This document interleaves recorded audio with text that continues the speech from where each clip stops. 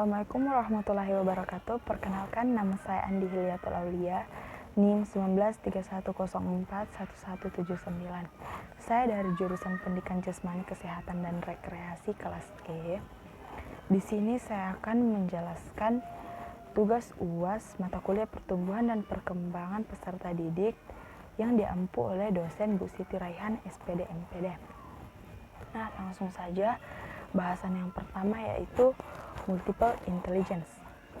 Multiple intelligence merupakan seseorang yang memiliki IQ tinggi, tetapi IQ tinggi bukanlah tolak ukur utama dalam kecerdasan, melainkan kemampuan seseorang dalam menyelesaikan masalah secara tepat dan benar, kemampuan belajar serta menjalankan fungsi pikir secara cepat dan tepat.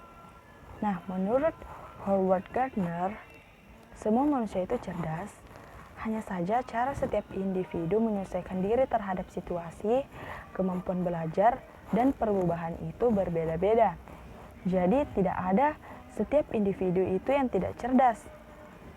Hanya saja cara mereka menekankan diri saja yang berbeda-beda. Nah, kecerdasan ada yang mudah diidentifikasi dan sulit diidentifikasi. Yang mudah diidentifikasi itu ada kecerdasan verbal linguistik, ada kecerdasan logis matematis, kecerdasan visual spasial, kecerdasan musikal, kecerdasan kinestik, dan kecerdasan interpersonal. Sedangkan kecerdasan yang sulit diidentifikasi itu ada dua, yaitu kecerdasan intrapersonal dan kecerdasan eksistensial. Selanjutnya, emotional intelligence. Emotional intelligence adalah kemampuan merasakan, memahami, dan secara efektif mengaplikasikan kecerdasan emosi sebagai sumber energi manusia, informasi, hubungan, dan pengaruh. Menurut Goleman, emotional intelligence merujuk kepada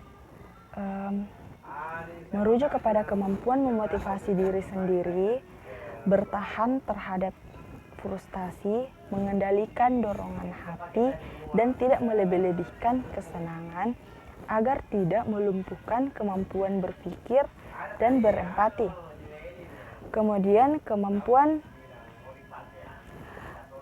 kecerdasan emosional dengan hubungan orang lain itu terdapat kesadaran diri, pengelolaan diri, kesadaran sosial, dan pengelolaan relasi. Selanjutnya, perkembangan kognitif dan perkembangan moral spiritual.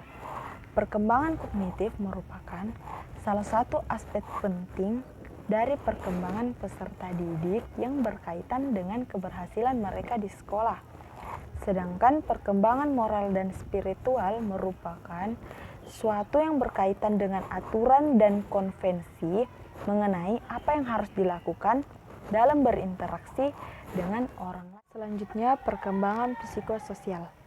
Teori perkembangan psikososial digagas oleh Erik Erikson yang lahir di Frankfurt pada tanggal 15 Juni tahun 1902. Dalam teori Erik Erikson, ada 8 tahapan perkembangan manusia dalam siklus kehidupan. Masing-masing terdiri dari tugas perkembangan yang khas yang menghadapkan individu dengan suatu krisis yang dihadapi. Tahap perkembangan psikososial menurut Erik Erikson itu ada 8 tahapan. Yang pertama adalah percaya versus tidak percaya sejak lahir sampai 1 tahun. Yang kedua ada otonomi versus malu atau ragu-ragu usia 2 sampai 3 tahun. Yang ketiga ada inisiatif versus rasa bersalah usia 4 sampai 5 tahun. Yang keempat ada industri versus inferior usia 6 sampai 11 tahun. Yang kelima ada identitas diri versus kekacauan peran usia 12, 18 sampai 20 tahun. Yang keenam, ada keintiman versus pengasingan usia 18 sampai 30 tahun.